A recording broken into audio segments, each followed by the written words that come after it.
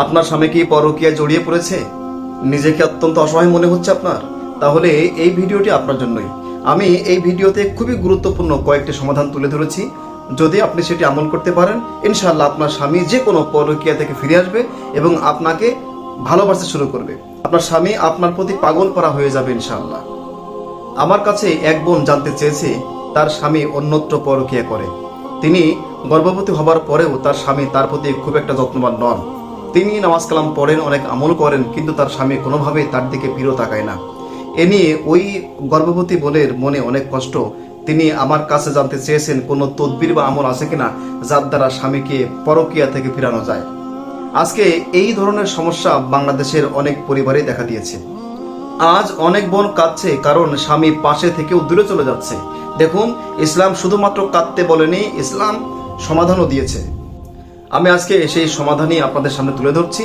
যদি ভিডিওটি আপনার উপকারে আসে অবশ্যই শেয়ার করবেন, কারণ আপনার একটি শেয়ারে হাজারো বোনের সংসার বাঁচবে, হাজারো পরিবার ভাঙ্গলের হাত থেকে রক্ষা পাবে ইনশাআল্লাহ।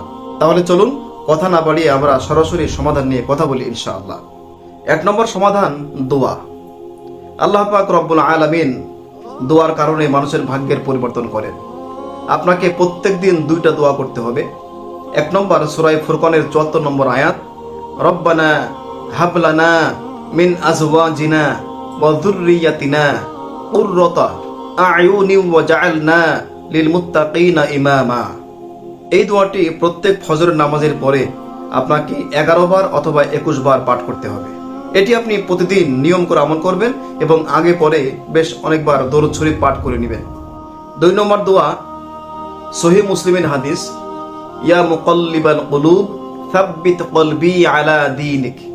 এই দোয়াটি প্রত্যেক ফজরের পরে 11 বার করে পাঠ করবেন।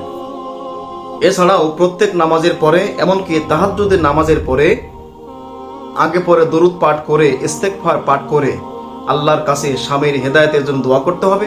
আল্লাহ তাআলা যেন স্বামীর মন পরিবর্তন করে সমস্ত অন্যায় এবং পাপের পথ পরিত্যাগ করে ফিরে আসার তৌফিক দেন এবং স্বামী যেন স্ত্রীর প্রতি মনোনিবেশ করেন। এইভাবে স্বামীর হেদায়েতের জন্য দোয়া করতে হবে। এটি খুব বড় একটা অস্ত্র।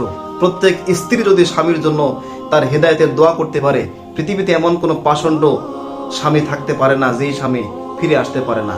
অবশ্যই ফিরে আসবে ইনশাআল্লাহ। 2 নম্বর সমাধান হলো আপনার আচরণের মধ্যে পরিবর্তন আনতে হবে।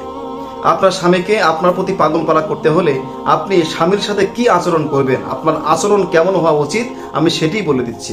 স্বামীর সাথে কখনো এই 3টি কাজ করবেন না। 1 নম্বর, স্বামীর সঙ্গে সারাদিন ঝগড়া করা। 2 নম্বর, স্বামীকে অপমান করা, তুমি এমন, তুমি এই, তুমি সেই ইত্যাদি কথা বলে অপমান করা। আর 3 নম্বর, অন্যের সামনে স্বামীকে লজ্জিত করা। এই 3টি কাজ কখনোই করবেন না। কোনো স্ত্রী যদি তার স্বামীকে এই 3টি কাজ করে এবং অপমান করে, লজ্জা দেয়, ঝগড়া করে, তাহলে মনে রাখবেন ওই স্বামীর অন্তরে স্ত্রীর প্রতি ন্যূনতম ভালোবাসা থাকে না। আপনি যতই তাকে আদর ভালোবাসা দেন না কেন, মুখের ভাষা সঠিক না হলে, স্বামীর প্রতি শ্রদ্ধা পরায়ণ না হলে ওই স্বামীর মন কখনোই পাবেন না। ওই স্বামী ধীরে ধীরে আপনার থেকে দূরে সরে যাবে এবং অন্য মহিলার প্রতি আসক্ত হবে। এই জন্য যেই 3টি কাজের কথা বললাম, ভুলেও কোশ্চেন কালো এই 3টি কাজ করা যাবে না। স্বামীর সাথে আপনার আচরণ যেমন হওয়া উচিত তা হলো স্বামীর ভালো দিকগুলো আপনি তাকে স্মরণ করিয়ে দিন। 2 নম্বর, আপনার নিজের সৌন্দর্য ও যত্ন বজায় রাখা। স্বামীর সামনে সাজুগুজু করে তার দৃষ্টি আকর্ষণের চেষ্টা করা একজন আদর্শ স্ত্রীর নৈতিক দায়িত্ব। 3 নম্বর, স্বামীর প্রয়োজন বুঝে কথা বলা। এবং 4 নম্বর, সময় বুঝে নরমভাবে বিষয়টি স্বামীর দৃষ্টিতে আনা। স্বামীর আত্মসম্মান বোধ এবং সামাজিকভাবে তার অবস্থান কোথায়, এটি বুদ্ধিমত্তার সাথে, হিকমতের সাথে তাকে স্মরণ করিয়ে দেওয়া। এই পরকীয়ার কারণে তার সামাজিক মর্যাদা কিভাবে নষ্ট হতে পারে এবং তিনি যেমন স্ট্যাটাসের মানুষ, তার সাথে এই অন্যায় কাজ যায় কিনা, এটি অত্যন্ত হিকমতের সাথে, নরমভাবে, বিনয়ের সাথে, ভালোবাসাপূর্ণ কথায় তাকে স্মরণ করিয়ে তার চিন্তাধারা পরিবর্তন করে খারাপ পথ থেকে ফিরিয়ে আনার চেষ্টা করা। এটি আপনার এই মুহূর্তে অত্যন্ত জরুরি, কারণ আপনি শক্তভাবে, রূঢ়ভাবে খারাপ ব্যবহার করে তাকে পরিবর্তন করতে পারবেন না। অবশ্যই আপনাকে কৌশলী হতে হবে। 3 নম্বর সমাধান হচ্ছে বাস্তব পদক্ষেপ।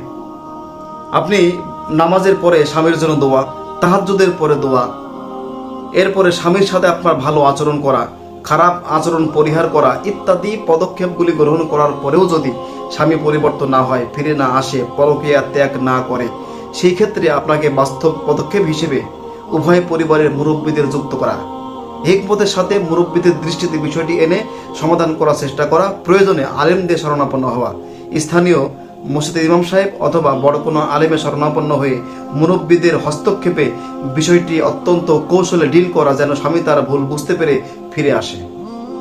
সম্মানিত বোন, যারা মনে করেন তাবিজ করে তদবির করে স্বামীর মন পরিবর্তন করা যায়, তাদের জন্য শরীয়তের স্পষ্ট ব্যাখ্যা হচ্ছে, তদবির করে তাবিজ করে ঝাড়ফুঁক করে কখনো কারো মন পরিবর্তন করা যায় না, কাউকে বশ করা যায় না।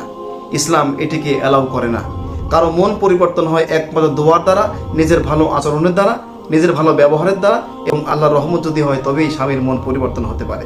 পরিশেষে আবারও বলি, 1 নম্বর দোয়া, 2 নম্বর ধৈর্য, 3 নম্বর আপনার ভালো আচরণ, ভালো ব্যবহার, এবং 4 নম্বর মুরব্বীদের হস্তক্ষেপে বাস্তব পদক্ষেপ নিয়ে স্বামীকে অন্যায় থেকে ফিরিয়ে আনা। এই চেষ্টাগুলির মাধ্যমেই হয়তো আপনি আপনার কাঙ্ক্ষিত লক্ষ্যে পৌঁছতে পারেন। আল্লাহ আপনার মনের কষ্ট দূর করে দিন এবং সকল বোনকে তার স্বামীর ভালোবাসার মানুষ হবার তৌফিক দিন। আমিন।